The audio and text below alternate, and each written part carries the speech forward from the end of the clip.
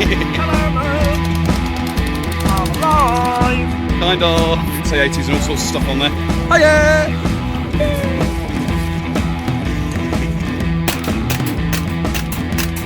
Full. Yes, I did catch it.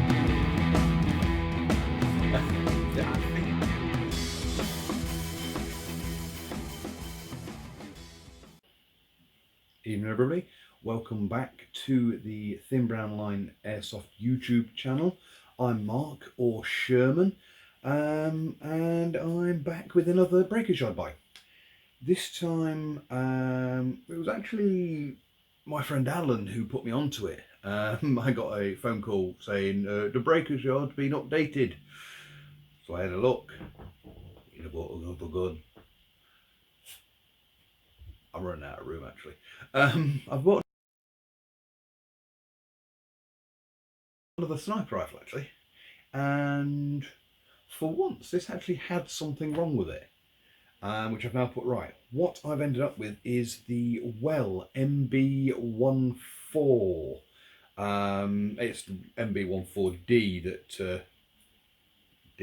that came.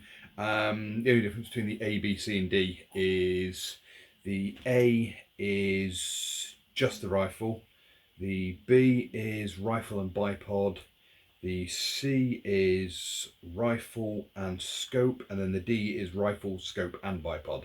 And this came without the bipod or the scope. So what I'm about to show you, the scope and the bipod that are on it are what I've put on it after I've repaired it. Anyway, right. This is the Well MB14. Or rather, my fingers, my Well MB14. And still got the mag in it. It's effectively an L96 replica. Pardon the really bad paint on it. That's how it came. I'm not sure whether it was a end-of-line mistake, knackered up version of two-tone that they've done from the online store, or whether the customer that bought this, because it's a customer return, attempted to two-tone it and didn't do a particularly good job. As you can see on that side, I've started taking it off with some acetone, but I ended up repairing it, and it's not actually been upgraded. It's got no upgrade parts in it at all, other than the scope and the bipod. Just repaired it from there. Anyway, what was wrong with it was this here trigger. It's a metal trigger, but this trigger was snapped. No idea how they managed it, because it's actually quite a strong trigger. As you can probably see, it's got the Glock-esque dual trigger system there, so you've got to push the center in to be able to pull the trigger. Obviously this isn't cocked or anything, but so that was one issue with it. It actually had, had a few issues actually. The first issue, the main issue, was the trigger was snapped in two. The second issue was, I don't know how well you're going to see this, but just inside here is the mag release. I don't know if you can see with my fingers in the way, is the mag release. The spring on that was missing. So you can put the mag in and it would just drop straight back out again. So I put a new spring on there, stolen from one of those free giveaway Barclays Biros. The third issue was the stock was very, very wobbly. I mean, it's still a little bit wobbly, but it is a folding stock. So there's always going to be some movement in it, but before it was proper doing that. All I've done is shimmed it, so it doesn't move quite as much. As you can see, it's got an M4-ish style. I can't remember how many positions it is actually. Let's go. 1, 2, 3. I think it's a 4. Yeah, 4 position adjustable stock. Cool thing about this actually, and I don't know what, I'm going to put it back to where I want it actually. I don't know what this is for, but I know what one side's for. But on one side you've got a little cubby hole it opens up. It was on the opposite side, but because I'm a left shooter, I've switched it. And the opposite side, you actually got a Picatinny rail, a skeletonized Picatinny rail on the opposite side. Now these are removable, so if you do get one, and like me, you're a lefty shooter, so you want the little openy door close to your body and the Picatinny rail on the opposite side, like so. It is just 4 little Allen key bolts, 1, 2, 3, 4, to take that off and swap it with that. Not a major issue. Yeah. Features of this. For one, it's got sling pointer plenty. Right, we'll start from the rear, as we're that end anyway. So you've got a nice chunky, it's actually polymer, but it's quite a thick, ouch, and it doesn't even bend, polymer sling point there, and that is a fixed sling point, doesn't move. Got one there, but then you've got QD point that side, same again on the opposite side of it. Then you've got a QD point here, and as you can see, there's a hole all the way through. You've got a QD point on the opposite side. Then you've got, let me move this out of the way, you've got a nice solid metal sling point just between the stock and the, between the folding stock and the main body.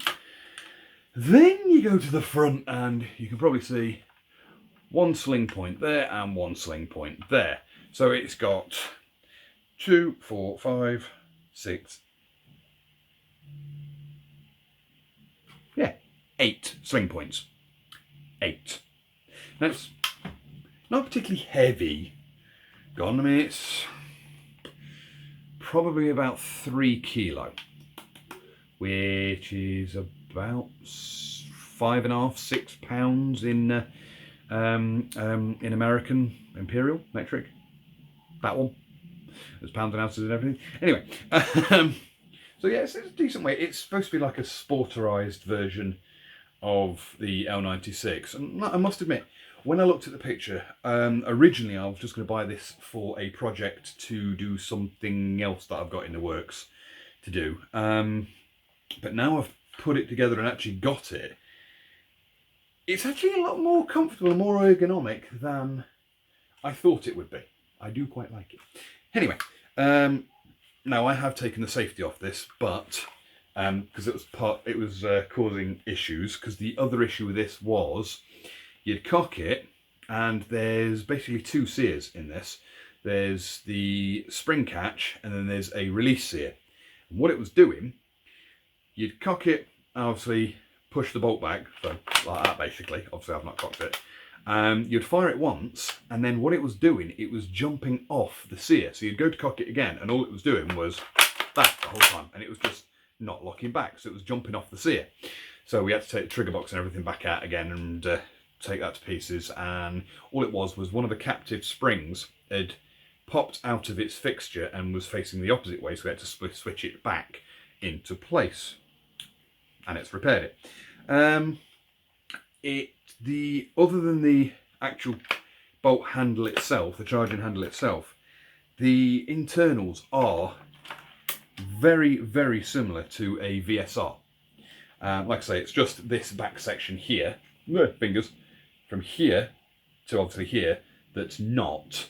The internals, all the cylinder, the spring guide, one second, spring guide, the cylinder head, the nozzle, the lot, they are all basically VSR or VSR clone. I know because I've got the Well VSR clone, which if you look back on my videos, nearly over a year ago now, you'll see the Well MB14 but yes, what else we got on this? As you can see, obviously it's got a rather large mag well. That's because it takes L96 style mags with the pushy downy thing. When you're loading these, they do require the pistol attachment for your speed loader, and it is, as it comes, let me lay that across my leg a minute. The lower of the mag, so all this section is all metal. Obviously all this and all this and all this. All this is metal. obviously the feed lips and this spring-loaded section that you push down, that is all polymer. It is a 40-round magazine, so in the box you get 40 rounds, which actually I did contemplate buying more mags, but considering when I take my VSR out, I've got three 15-round mags, and I always carry a 90-round speed loader. So having a 40-round mag is just less mag changes, because it just means I've actually got to carry less mags, less mag changes, and I'll continue to carry my 90-round speed loader, and I'll just fill this 2 and a bit times. Not a problem. Yes, this has got it is basically a VSR fluted barrel, as you can see. It's slightly wider, try and do it, slightly wider at the top here, and it tapers down to the front here, and it's got these nice grooves cut into it. Quite a nice matte finish actually. It's quite, yeah, I quite like it. This can actually accept a, I'm going to do it, a silencer or suppressor if you wish, and when I undo it, you would need to buy a adapter. As you can see, it's got a, not sure what mil that is. Oh, it's a big one. But anyway, you can buy the adapter so you can screw a suppressor or tracer or whatever you want on the end of here. The inner barrel of this does actually come to the, well, practically the end. It comes to just about there. So it's pretty much all the way, and it's a 6.03mm brass inner barrel as stock.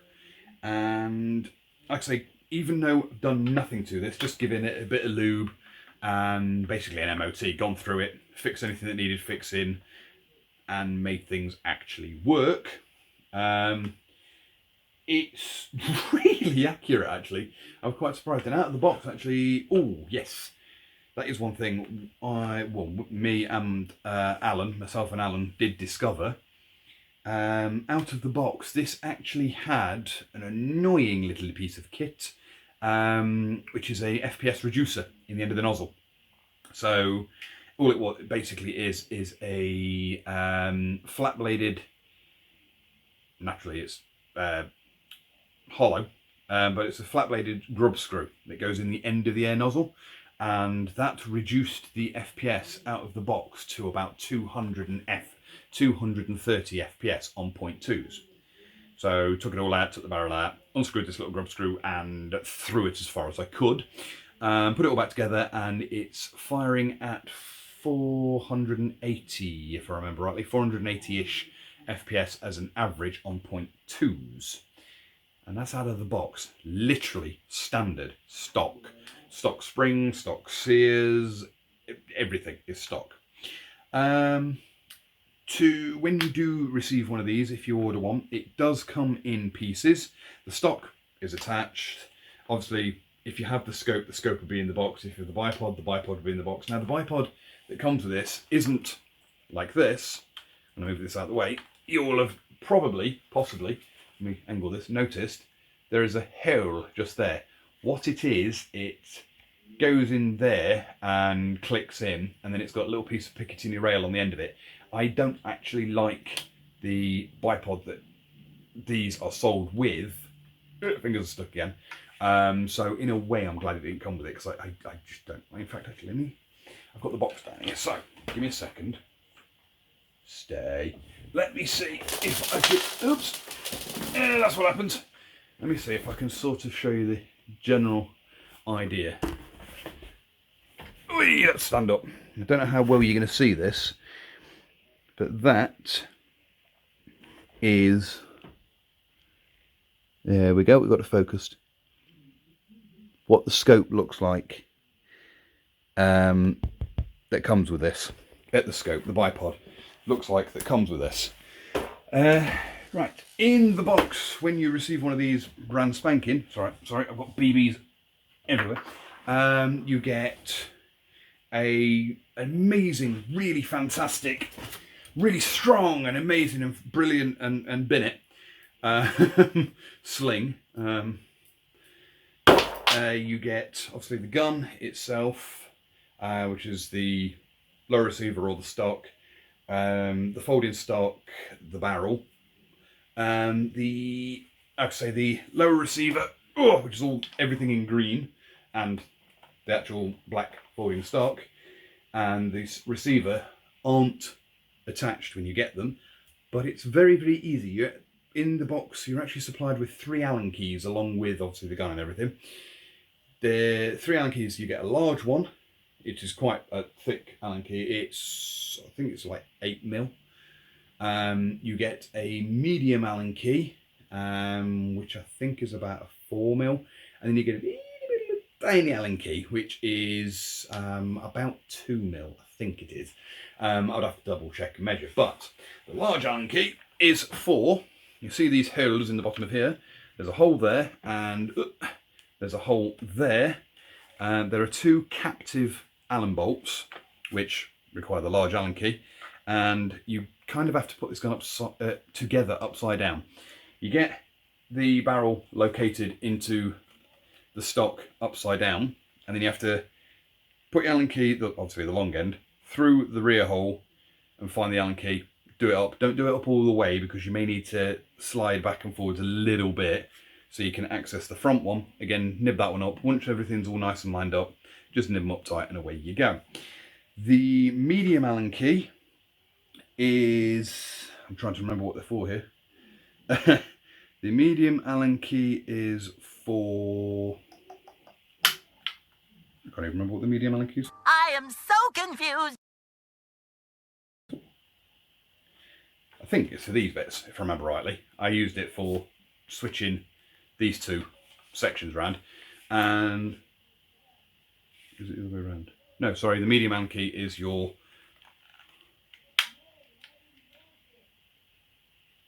I can't remember. But anyway, one of the Allen keys is for your hop-up, which is actually dead centre. Don't know how well you're going to see this as well, but just here, where my fingers are now covering, there's a hole, and the hop unit is straight up through there, so you can actually have the mag in and everything and be adjusting your hop as you're firing, which is, it's a bit of a faff, but it's also good, because it means there is no way when you're running about down the field and your gun's getting knocked about, or you've got it slung across your back, that your hop is going to get knocked. So if you've managed to set it up absolutely perfectly for how you like to shoot, what weight BBs you're using and everything like that, there's nothing worse than it getting caught. So I've done it a couple of times in the VSR. I've got that dialed in 100% and then just caught it, because on the VSR, actually where this little knobbing is, it's there, so you just slide it backwards and forwards. So it has got caught a couple of times, and I do my nut. But this one you can't catch, so it's just inside there. To get the mag in and that, probably should have shown this earlier. It is dead simple.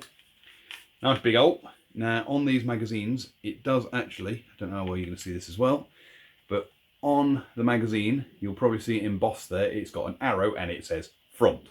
Funnily enough, the feed lips go to the front. So, put it off slight angle, just clicks in, done.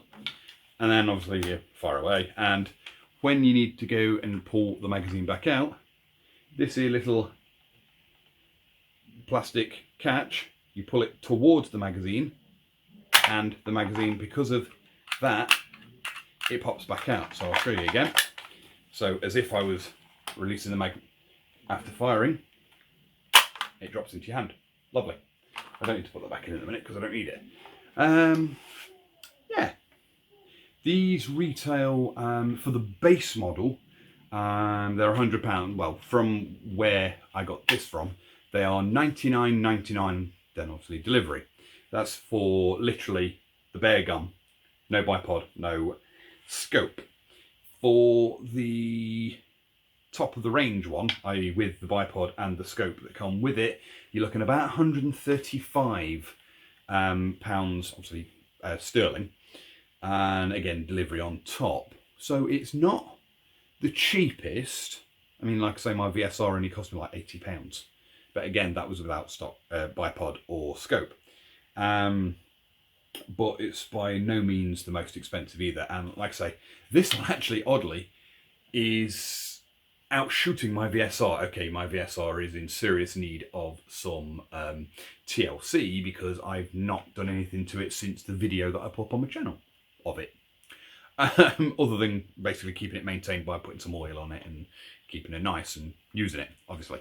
But yeah, I will be using this next game day, which will be the 20th of October, which will be, I think it's our penultimate game for the year. I do believe we're attempting to get one in November, because we like to finish the year off as a full Thin Brown Line team, and there's a couple of our number that can't make it on the 20th.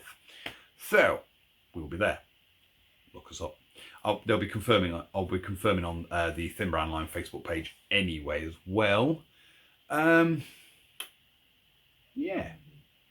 Oh yes, I have tried .4s in this as well, because I run .4s in any sniper rifle I've got, just because I personally have found they seem to work best for my sniping style and the sort of ranges I attempt to fire and hit from, which are silly ranges a lot of the time. None of this full frost crap. Anyway,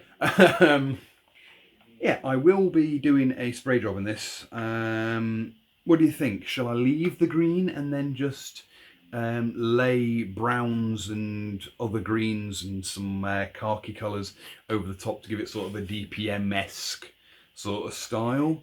Shall I get rid of the green and just go back to full black?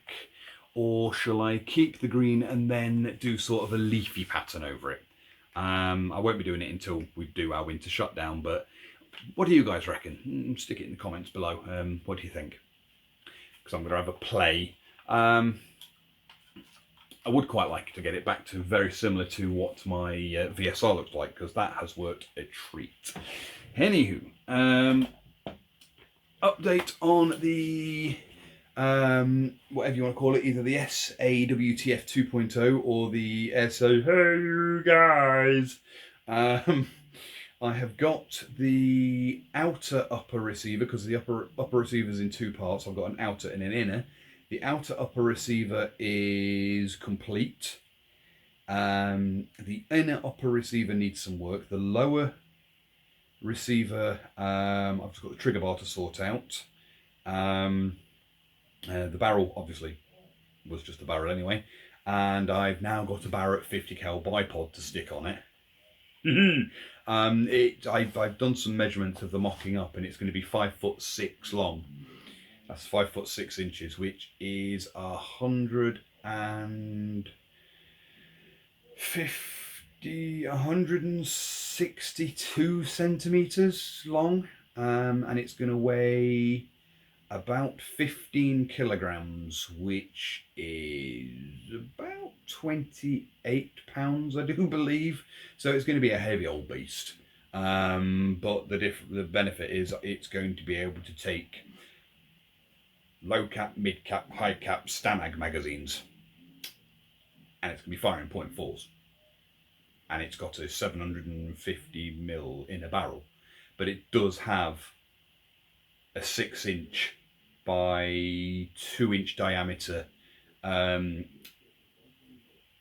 cylinder, so it's got a lot of air volume to stick it down that whacking great barrel. On that 750mm barrel is 6.02mm, so it's quite a good one. But anyway, that is pretty much about it for now. So if you like what you see, don't forget to like, share, subscribe, and click the notification icon, so you're obviously, funny enough, notified when I upload a new video. Yeah, pretty much about it then. Thanks for watching.